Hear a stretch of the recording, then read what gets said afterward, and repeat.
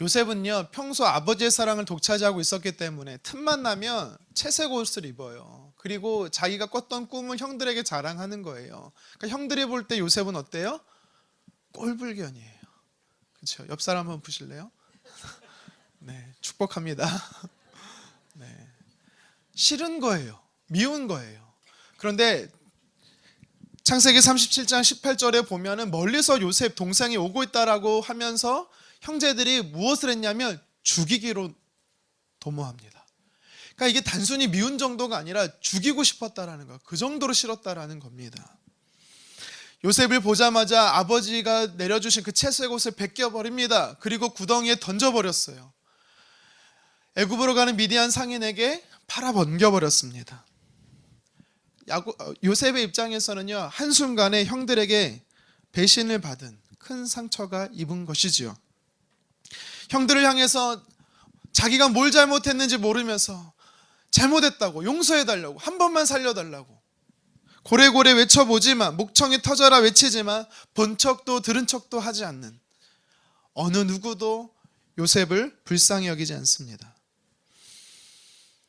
채색 옷은 벗겨져서 노예복으로 환복이 되었습니다. 그의 손과 발은 포박이 되었고요, 정처 없이 어디로 가는지 모르게 끌려가는 요셉입니다. 자유를 박탈당한다는 것은요, 이제는 자기 게 없어졌다는 겁니다. 소유도 없고 의지로 무엇을 할 수도 없습니다. 꿈을 꿀 수도 없고요, 숨은 쉬나 기계처럼 일해야 했습니다. 씻지 못하고 먹지 못하고 아무 데서나 자고 배설하고 짐승 같은 최소한의 사람다움을 찾을 수 없는 모습이 바로 요셉이었습니다. 형들에게 버림받고 자유를 빼앗긴 요셉, 하지만 요셉을 더 답답하고 괴롭게 하는 게 있습니다. 무엇입니까? 내가 왜 이 고통을 당하는지 이유를 알지 못한다라는 거예요. 하나님 어디 계세요? 하나님 도와주세요. 아무리 하나님을 찾지만 하나님 묵묵부답이에요. 대답지 않으십니다. 침묵하고 계십니다. 그래서 요셉의 상태를 한마디로 말하면 최악입니다. 소망을 끊긴 절망인 거죠. 그런데 오늘 우리가 읽은 말씀에 보면 성경은 요셉에 대해서 이렇게 평가하고 있어요. 우리 2절 중반절 말씀을 다시 한번 읽어보겠습니다. 형통한 자가 되어. 요셉이 형통하게 됐다라는 겁니다. 참 납득하기 어려운 표현이죠. 성경 저자가 형통이라는 단어를 몰라서 이렇게 썼을까요? 형통이라는 히브리 단어는요, 찰라흐라는 단어예요. 뜻이 뭡니까? 성공, 번성, 잘됨이란 뜻입니다. 그러면 요셉이 형들에게 버림받은 것이 잘된 겁니까? 신분이 노예로, 종으로 전락된 것이 그가 성공한 것이고 애굽에 팔려간 것이 번성한 것입니까? 아닙니다. 꼬일 대로 꼬인, 더 이상 낭떠러지로 떨어질 수 없는 곤두박질 치는 이 요셉의 상황은 사실 잘됐어 축하해 할 수 없는 절망이에요. 만약 요셉이 지금 애굽의 총리가 된 상태라면 이해는 됩니다. 하지만 창세기 39장은요, 그의 나이 17세로 그가 아버지와 형들에게 버림받고 그리고 애굽의 노예로 끌려간 이 상태예요. 그가 총리가 되려면 무려 13년이라는 시간이 더 남았습니다. 철저하게 무너진 요셉의 삶을 성경이 평가하면서 형통한 자가 되었다라고 말합니다. 왜 그럴까요? 왜 이렇게 말할까요?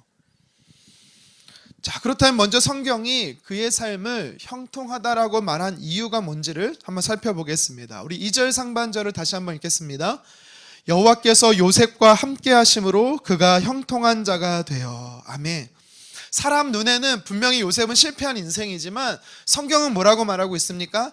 하나님께서 요셉과 함께 하셨기 때문에 그가 형통했다라는 것입니다. 우리는 보통 어려움에 처하게 되면 대부분 무엇을 보냐면 처해진 나의 상황을 봅니다. 그래서 우리가 하나님 앞에 기도할 때도 하나님 나를 건져주십시오, 내 위치를 바꿔주십시오라고 구하는 거지요. 그러니까 대부분 하나님의 사람이라 할지라도 어려운 상황 가운데 빠지게 되면 어느 위치, 어느 상황에 집중하지 하나님과의 관계에 집중하지 않는다라는 겁니다. 근데 성경은 뭐라고 말합니까? 요셉을 통해서 뭐라고 말해요? 요셉이 어떤 상황에 있었던 게 중요한 게 아니라 그가 하나님이 그와 함께 하셨다라는 게 중요하다라는 거지요. 하나님과 관계가 중요하다라는 겁니다. 여러분 기억하시기 바랍니다. 우리에게 있어서 실패한 인생은 건강을 잃어버린 게 아닙니다. 물질을 빼앗긴 게 아닙니다. 내가 하는 일과 사업 등이 어려워지는 게 실패가 아닙니다. 정말 인생의 실패는요, 복의 근원이 되시는 하나님과의 관계가 멀어지는 것입니다. 사진을 좀 보여주시겠습니까? 이 사진의 글귀처럼 우리는 세상에 아무리 좋은 것들을 많이 가지고 있어도 하나님이 없으면 그 인생은 아무것도 아니게 되는 거예요. 반대로 아무것도 없는 삶 같지만, 텅 빈 삶 같지만 하나님을 소유하고 있다면 진짜 그 사람은 성공한 인생, 형통한 자가 되는 것입니다. 비록 지금 요셉은요, 모든 것을 빼앗기고 잃어버렸지만 여전히 요셉과 하나님이 함께하고 계시기 때문에 그는 형통한 자가 되었다라고 말하는 겁니다. 여러분, 이것이 오늘 성경이 저와 여러분들에게 교훈하는 첫 번째 메시지예요. 누가 형통한 자가 될 수 있냐라는 거예요. 성경 우리에게 뭐라고 도전합니까?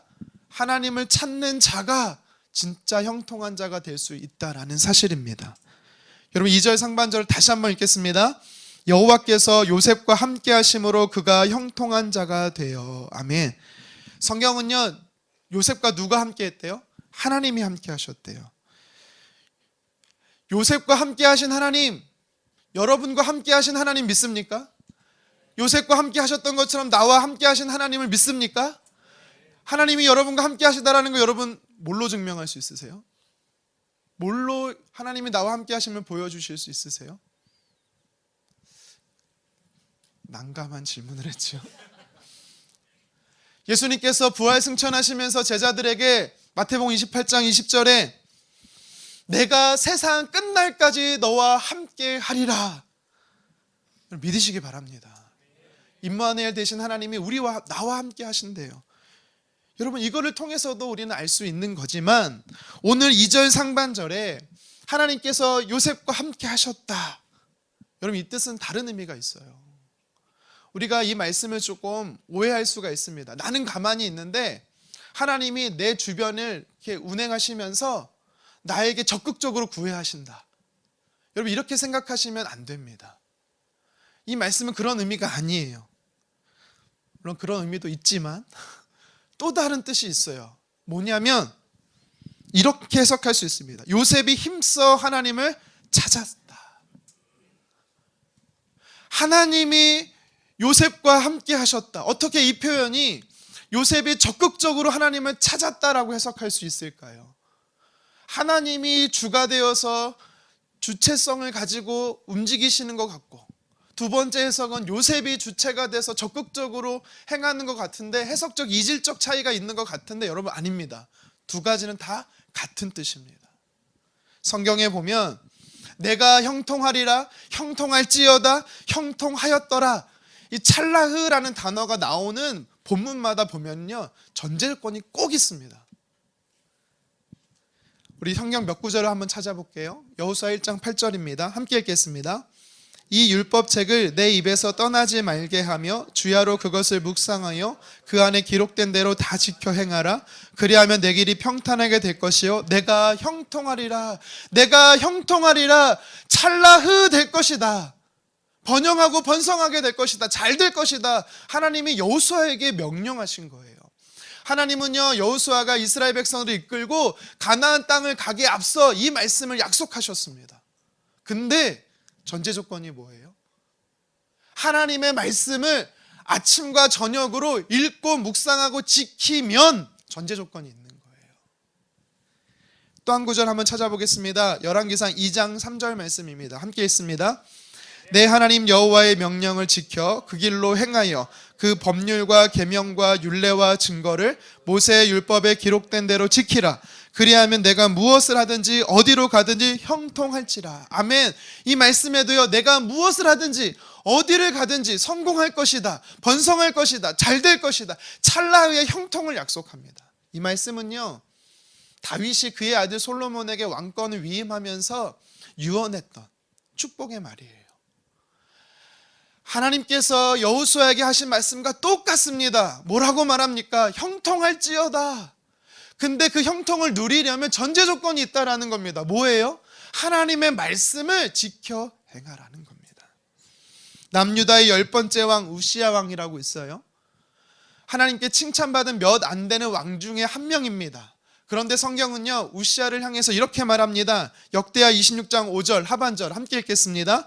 그가 여호와를 찾을 동안에는 하나님이 형통하게 하셨더라. 아멘. 하나님이 우시야의 삶에 개인과 그의 가정뿐만 아니라 유다 왕국에 형통하게 하셨다라는 거예요. 어떻게요? 그가 우시야 왕이 하나님을 찾았기 때문에. 오늘 본문의 요셉을 하나님이 형통하게 하셨습니다. 어떻게 해요? 하나님이 요셉과 함께 하셨기 때문에. 역대하 26장 5절에 우시야 왕이 형통하게 되었대요. 어떻게 해요? 그가 우시야 왕이 하나님을 찾았기 때문에. 여러분, 이 말씀을 보면서 형통하게 된다라고 할 때 하나님이 함께 하시는 거나 사람인 우리가 하나님을 전심으로 찾는 거나 같다라는 겁니다. 여러분, 하나님은 그럼 우리가 어떻게 찾으면 될까요? 어떻게 찾을 수 있을까요? 조금 전에 읽었던 여호수아 1장 8절이나 열왕기하 2장 3절의 말씀처럼 우리에게 약속한 말씀, 하나님의 음성이 기록된 성경, 구약과 신약 66권의 이 말씀을 가지고 우리는 읽고 그 말씀대로 살아내는 것, 이것이 바로 하나님을 찾는 것이고 이것이 바로 하나님이 저와 여러분과 함께 하는 것입니다. 왜요? 하나님이 곧 말씀이시기 때문에. 오늘 본문에서 요셉은 형들에게 버림받고 애굽의 노예로 팔려가서 인간이야 취급을 받으며 삽니다. 여러분, 그러면 어떨까요? 상식적으로 원망하지 않겠어요? 불평하지 않겠어요? 죽지 못해 살아가지 않겠어요? 근데 실상 성경은 이 절을 통해 무엇을 말하냐면 요셉은 그렇게 안 살았다라는 거예요. 요셉은 잘 살았다라는 겁니다. 하나님과 더 말씀으로 교제하고 하나님과 더 친밀하게 살았다라고 성경이 우리에게 말하고 있는 겁니다. 시편 1편에 보면 3절에 형통이란 말이 또 나와요. 그가 하는 모든 일이 다 형통하리로다라고 말합니다.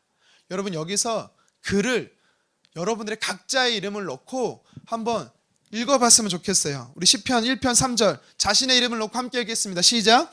우강이가 하는 모든 일이 다 형통하리로다. 한 번 더 읽겠습니다. 우강이가 하는 모든 일이 다 형통하리로다. 아멘. 여러분, 진심으로 축복합니다. 여러분들이 하는 모든 일 가운데 하나님께서 형통케 하시기를 간절히 축원합니다. 근데 시편 기자는요, 형통한 자에 대해서 비유하면서 시편 1편 3절 상반절에 시냇가에 심겨진 나무로 말하고 있어요. 형통한 자는 누구냐 말하면서 시냇가에 심겨진 나무다라고 이야기를 합니다. 우리 같이 시편 1편 3절 상반절 읽습니다. 그는 시냇가에 심은 나무가 철을 따라 열매를 맺으며 그 잎사귀가 마르지 아니함 같으니. 아멘. 두 번째 사진 좀 보여주시겠습니까? 네, 여러분, 뭐가 보이십니까? 네, 호수가 보이죠? 그리고 호수 옆에 잎사귀가 무성한 나무가 보입니다. 그렇죠? 네, 저도 그게 보입니다.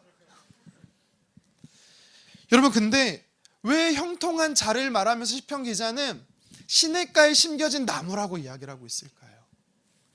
사실 우리가 보이는 것은 이 모습이지만 보이지 않는 영역이 있어요. 땅 밑에 뿌리는 보이지 않습니다.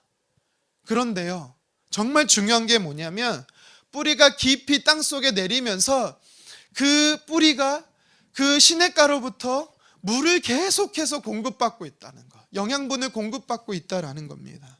그 뿌리는 바로 우리의 영혼을 의미하는 겁니다. 그 물은 바로 하나님의 말씀을 상징하는 겁니다.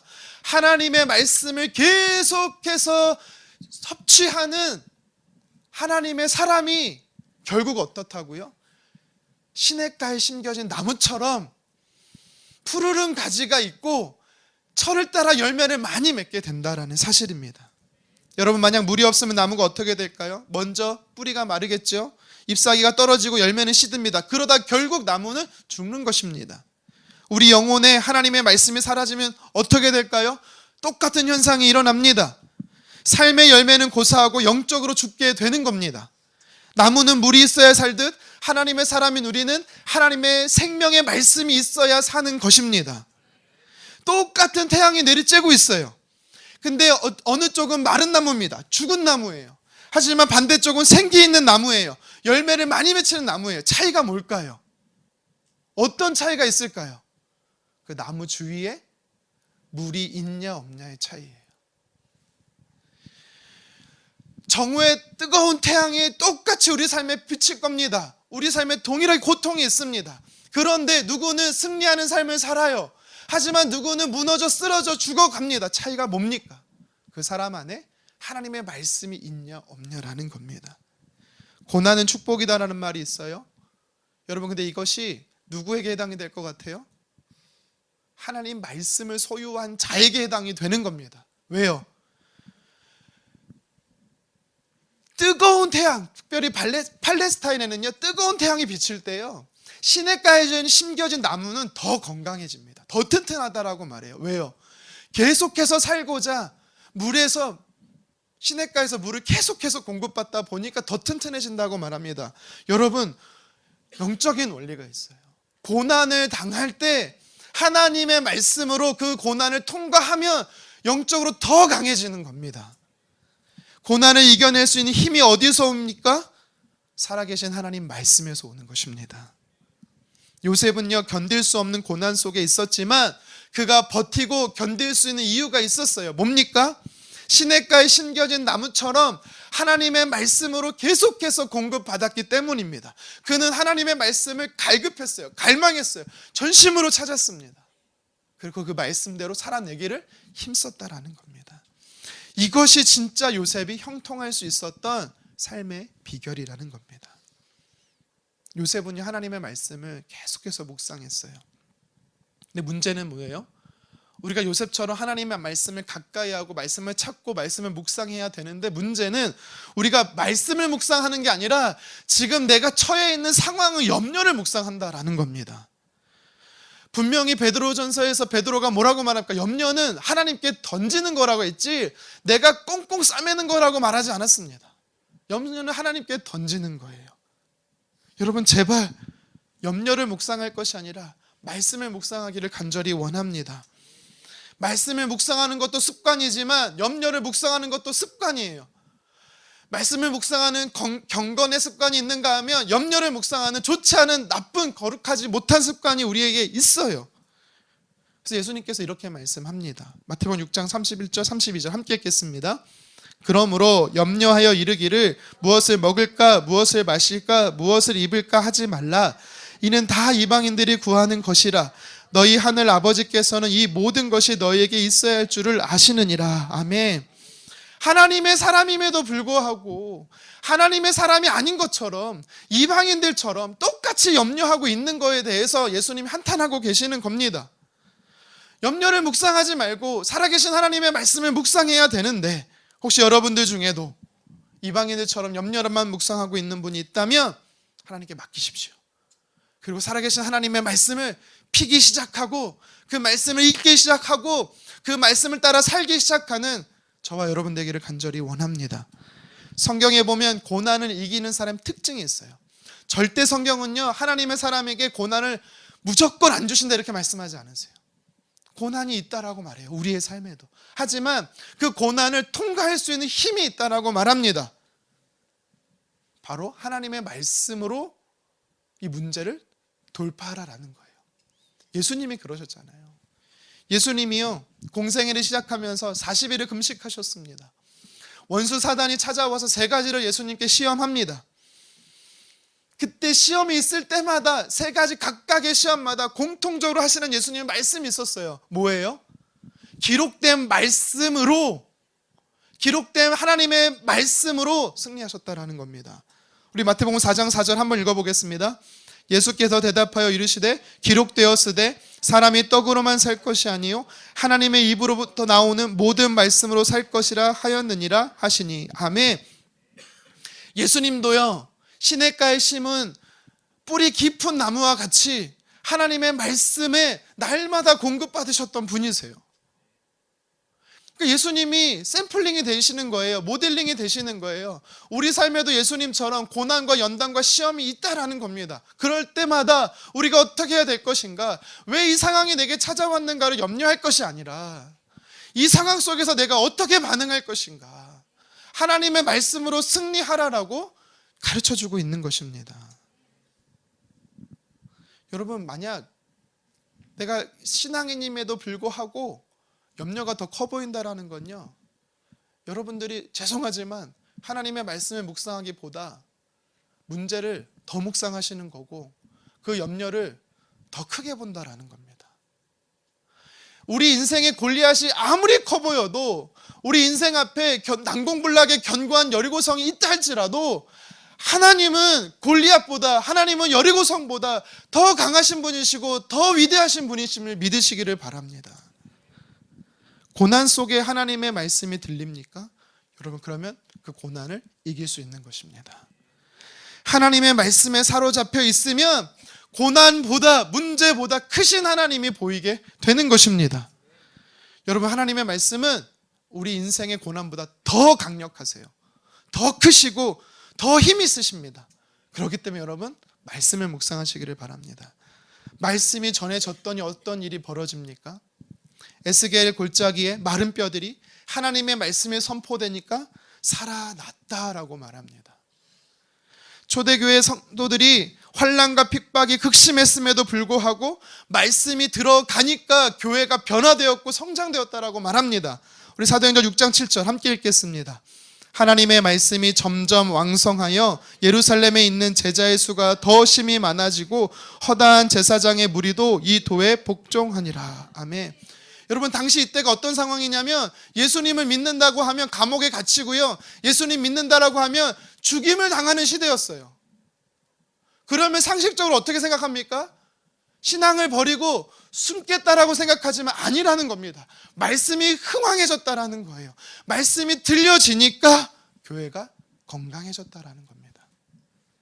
여러분, 아무리 염려해 보세요, 길이 안 열립니다. 염려 많이 해보세요, 문제 해결되지 않습니다. 도리어 염려하면 할수록 우리는 영적으로 눌리게 돼요. 상황은 더 악화됩니다. 영혼이 병들고 시들어집니다. 염려는 심지어 또 다른 염려를 낳습니다. 여러분, 그래서 제발 염려를 멈추시고 하나님 말씀 앞에 나아가십시오.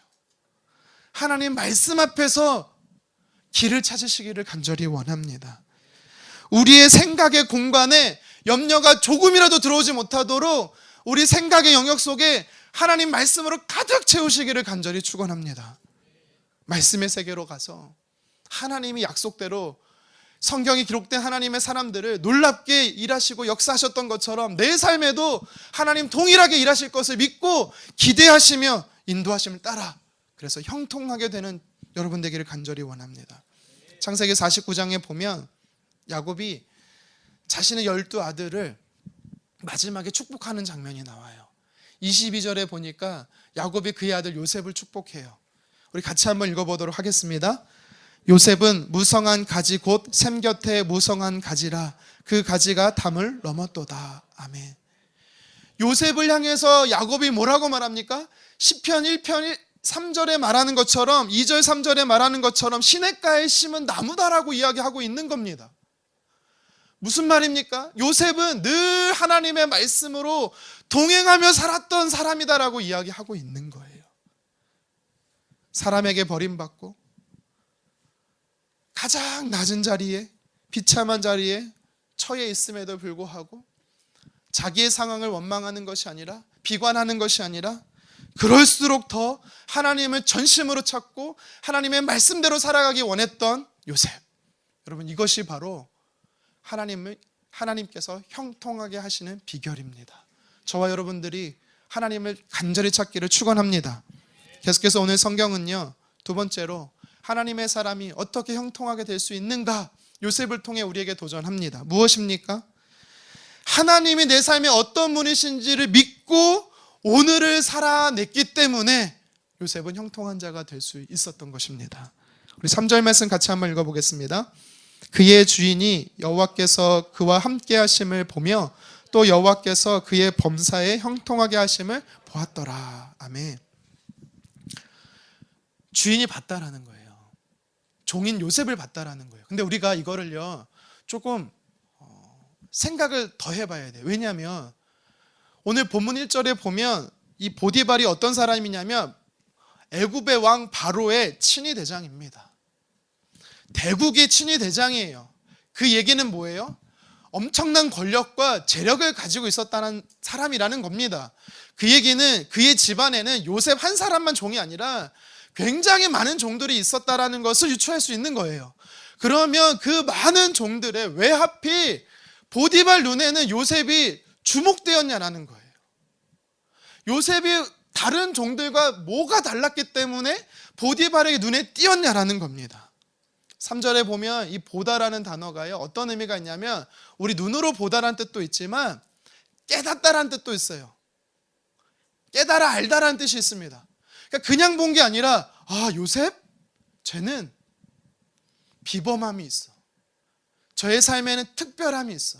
신이 함께하는 사람이야 라는 깨달음이 보디발에게 있었다라는 거예요. 두 가지를 본 거예요. 3절 상반절에 무엇을 봤습니까?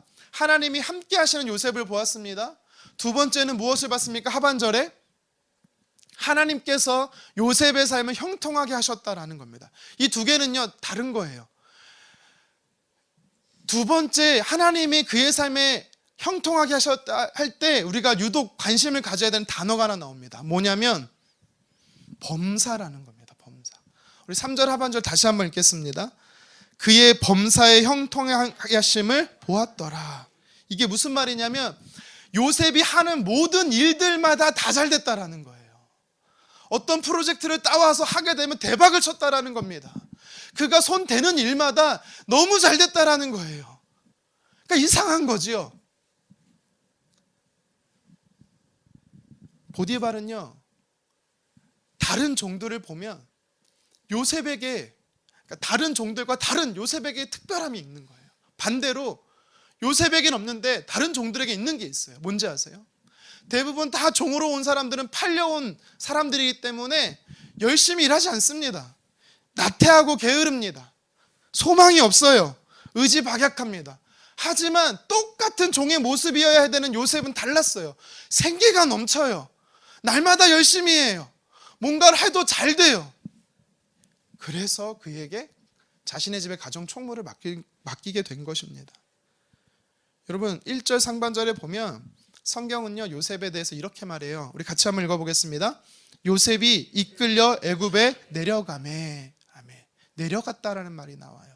이게 무슨 말이냐면 1차적인 의미로 애굽으로 갔다. 요셉이 애굽으로 가게 됐다는 장소적 이동이 나오지만 사실 두 번째 의미가 더 중요합니다. 영적인 의미가 있어요.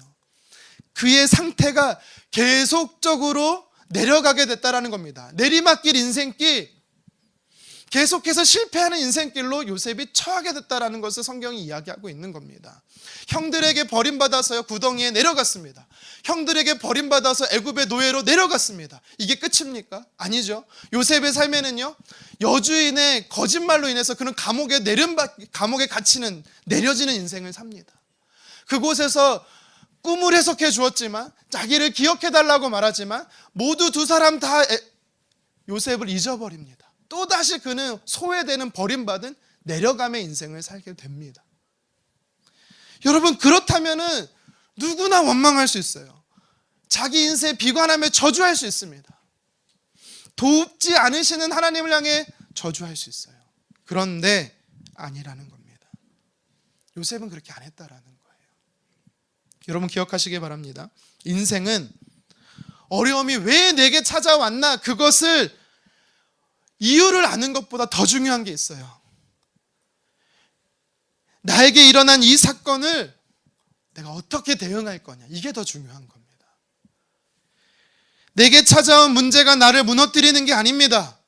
그 벌어진 일로 인해서 내가 내린 결론과 반응이 나를 무너뜨릴 수 있는 거예요.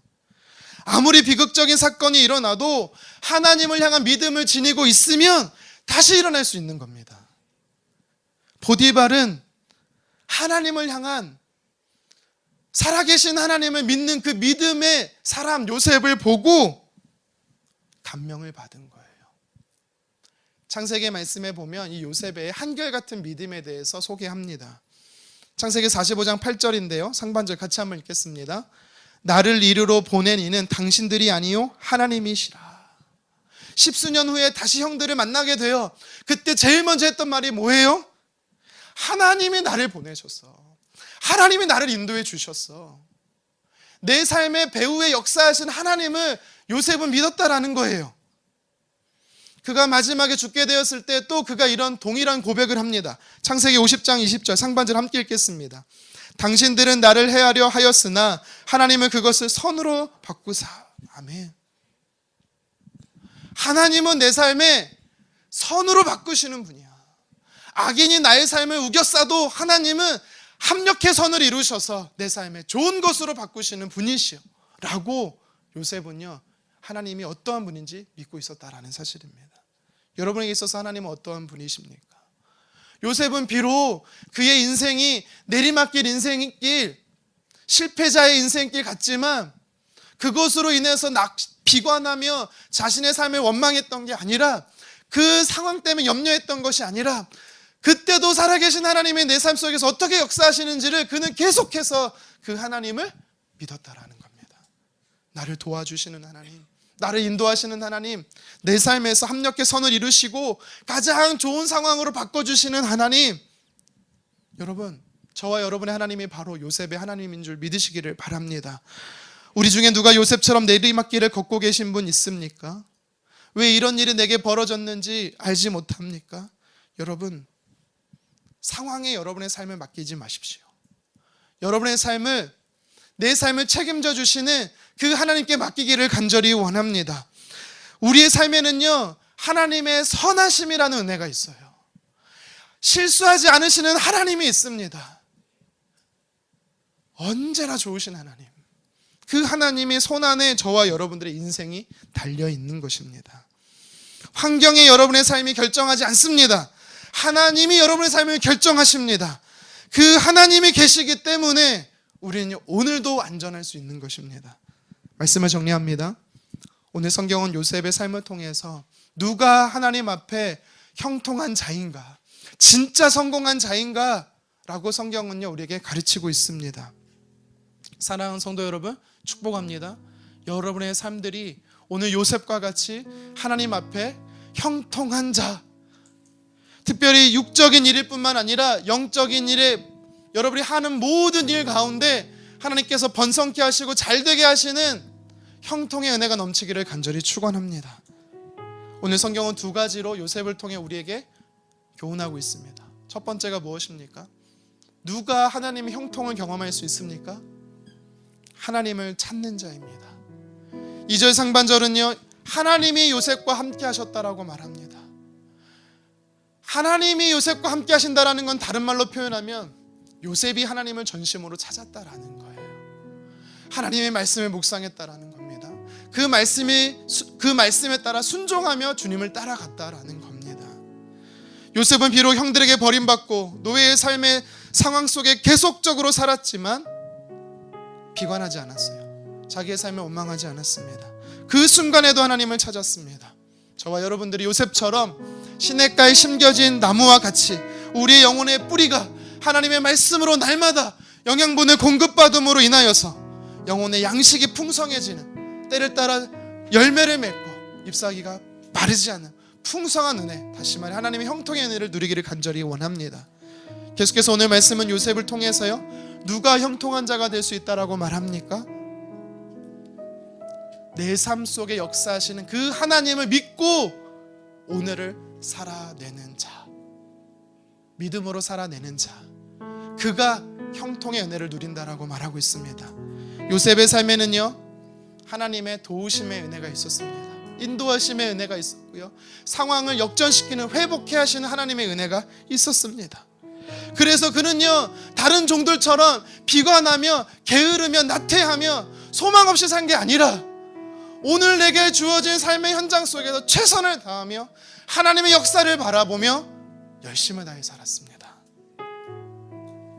그리고 그것이 주인의 눈에 띄었다라는 거예요. 여러분들 중에 요셉처럼 내리막길 인생을 사는 분이 있다라면 낙심하지 마십시오. 하나님이 여러분들의 삶 안에 일하십니다. 먼저 앞서가시고 도와주시고 상황을 바꾸십니다. 가장 좋은 길로, 선한 길로 바꾸십니다. 하나님 합력의 선을 이루시는 분이십니다. 하나님의 능력의 손이 여러분과 함께 하십니다. 여러분, 이 믿음을 가지고 요셉이 소망하며 하나님을 바랬던 것처럼 내 삶 속에도 하나님의 크고 놀라운 일, 기이한 일을 행하실 것을 기대하며 형통한 자가 되기를 주님의 이름으로 축원합니다.